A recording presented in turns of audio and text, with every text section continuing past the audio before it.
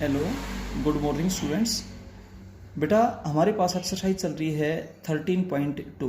इसमें fourth question तक हम कंप्लीट कर चुके थे। अब फिफ्थ क्वेश्चन में चलते हैं। फिफ्थ क्वेश्चन में देखिए, एक लाइन की कार्टेशियन इक्वेशन दे रखी है x + 5/2 is equals to y - 4/7 is equals to z + 6/-2। आप इसको कंपेयर करेंगे x - x1/a is equals to y - y1/b is equals to z - z1/c।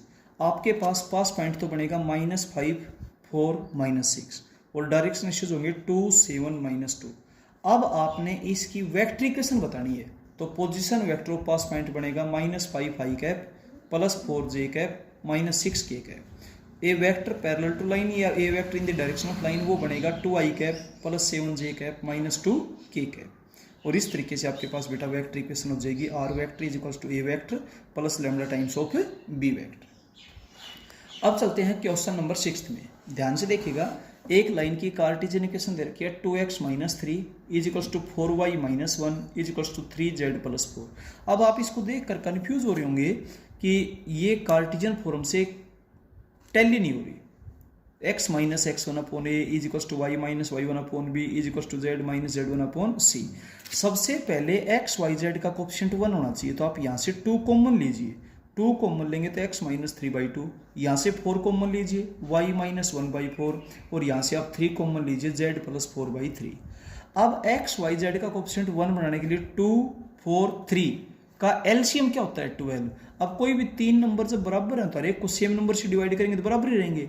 हर एक को मैंने 12 से डिवाइड कर दिया। 2 से 12 को डिवाइड करेंगे क्या हो जाएगा 6, x - 3/2/6। यहाँ जब डिवाइड करेंगे तो ये 3 हो जाएगा y - 1/4/3। यहाँ जब 3 से डिवाइड करेंगे तो z + 4/3/4। x - x1/a is equals to y - y1/b is equals to z - z1/c से आपने इसको कंपेयर कर दिया। पास पॉइंट है 3/2, 1/4 -4/3 और इसकी डायरेक्शन रेशियोज हैं 6, 3, 4। अब आगे इसने क्या कहा है कि एक लाइन की आप वेक्टर इक्वेशन बताओ जिसका पास पॉइंट तो 1, -1, -1 है, तो position vector of pass point, क्योंकि आपने वेक्टर इक्वेशन बतानी है ऑफ द रिक्वायर्ड लाइन। ये अब तक की गिवन लाइन ए वेक्टर हो जाएगा 1 i -1 j -1 k। अब रिक्वायर्ड लाइन गिवन लाइन के साथ पैरेलल है तो डायरेक्शन रेशियोज बिल्कुल सेम यही होंगे। तो a vector parallel to the required line is 6 i + 3 j + 4 k। अब इसकी वेक्टर इक्वेशन आप लिखेंगे तो R vector is equals to A vector plus lambda times of B vector. आप ए वेक्टर और बी वेक्टर यहाँ पर पुट कर देंगे और बेटा इसको सोल्व कर देना। अब चलते हैं इसके क्वेश्चन नंबर 7 में। देखिए क्वेश्चन नंबर 7 में क्या बोलता है, एक लाइन के 2 पास पॉइंट दिए हैं, हम ए और बी मान लेते हैं। ए पॉइंट का पोजीशन वेक्टर ए वेक्टर हो गया, बी पॉइंट का पोजीशन वेक्टर बी वेक्टर हो गया। Position vector of A 1 i -2 j + 1 k। Position vector of B जिसको आप वेक्टर बी से लिख रहे हैं 0 i -2 j + 3 k। जब आपके पास 2 पास पॉइंट दे रखे हैं तो लाइन की वेक्टर इक्वेशन क्या होती है, R vector is equals to A vector plus lambda times of B vector minus A vector. Put करके आप इसकी कैलकुलेशन कर देंगे। कैलकुलेशन में किसी टाइप की कोई गलती ना हो। इसके बाद 8th क्वेश्चन के फर्स्ट पार्ट में एक लाइन के 2 पास पॉइंट है ए और बी। ए है 4, 0, 3, बी है -1, 2, 7। सबसे पहले जब इसने पास पॉइंट डायरेक्ट दे रखे तो आप इसकी दोनों इक्वेशन बतानी है आपको, कार्टेशियन भी और वेक्टर भी। पहले हम कार्टेशियन इक्वेशन बताते हैं।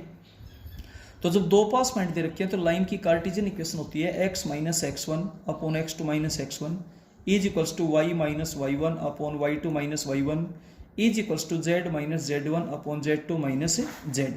आप यहाँ पे x1 y1 z1 x2 y2 z2 की वैल्यूज पुट कर देना और सोल्व कर देना। इसके बाद आपने इसी लाइन की वेक्टर इक्वेशन बनानी है। तो जब लाइन के 2 पास पॉइंट होते हैं तो ए पॉइंट का पोजीशन वेक्टर ए वेक्टर हो जाएगा, बी पॉइंट का पोजीशन वेक्टर बी वेक्टर हो जाएगा और इस लाइन की वेक्टर इक्वेशन आपके पास बनेगी r vector is equals to A vector plus lambda times of B vector minus A vector. Calculation में गलती ना करें, ब्रैकेट का विशेष ध्यान रखिए। बी वेक्टर ब्रैकेट में माइनस के बाद ए वेक्टर फिर से ब्रैकेट में। इस तरीके से इस क्वेश्चन का सेकंड पार्ट बिल्कुल सेम इसी तरीके से है, उसको आप खुद ब खुद करेंगे। अब चलते हैं इसके क्वेश्चन नंबर 9 में। देखिए एक लाइन है जिसके 2 पास पॉइंट ए और बी है। तो सबसे पहले हम इस लाइन की इक्वेशन बताते हैं। Two pass points of a line are a and b. Equation of line a b, जब लाइन के आपको दो पास पॉइंट्स मालूम हो तो उसकी इक्वेशन क्या होती है, x minus x one upon x two minus x one is equals to y minus y one upon y two minus y one is equals to z minus z one upon z two minus z one. अब आप यहाँ पर ये values put करेंगे, x one y one z one ये रहा, x two y two z two ये रहा। पुट करने के बाद ये आपके पास लाइन की इक्वेशन आ गई। अब आप इस लाइन पर एक जनरल पॉइंट बताएंगे और लाइन पर जनरल पॉइंट बताने का तरीका क्या होता है कि उसको लैम्डा की इक्वल पुट कर लीजिए। Where lambda is any scalar that may be positive may be negative but not be zero. Clear है? अब देखिएगा एक्स की वैल्यू आपके पास आएगी लैम्डा प्लस वन, वाई की वैल्यू आएगी माइनस 7 लैम्डा प्लस 3 और जेड की वैल्यू आपके पास आएगी 2 लैम्डा प्लस 4। अब ये जो पॉइंट्स के कोऑर्डिनेट्स हैं एक्स वाई जेड, ये पी पॉइंट लाइन पर तो है ही है, लेकिन ये पॉइंट लाइन पर होने के साथ साथ प्लेन पर भी तो है। तो प्लेन की इक्वेशन को क्या करेगा, सेटिस्फाई करेगा। अब ये प्लेन की इक्वेशन को सेटिस्फाई करेगा तो एक्स वाई प्लेन पर कोई भी पॉइंट हो, जेड कोऑर्डिनेट क्या होगा, जीरो। अब जेड कोऑर्डिनेट को आप जीरो पुट करें तो लैम्डा की वैल्यू आपके पास क्या आ जाएगी, -2 आ जाएगी। अब लैम्डा के लिए -2 आप यहाँ पुट करें, यहाँ पुट करें, यहाँ पुट करें, पी पॉइंट के कोऑर्डिनेट्स आ जाएंगे।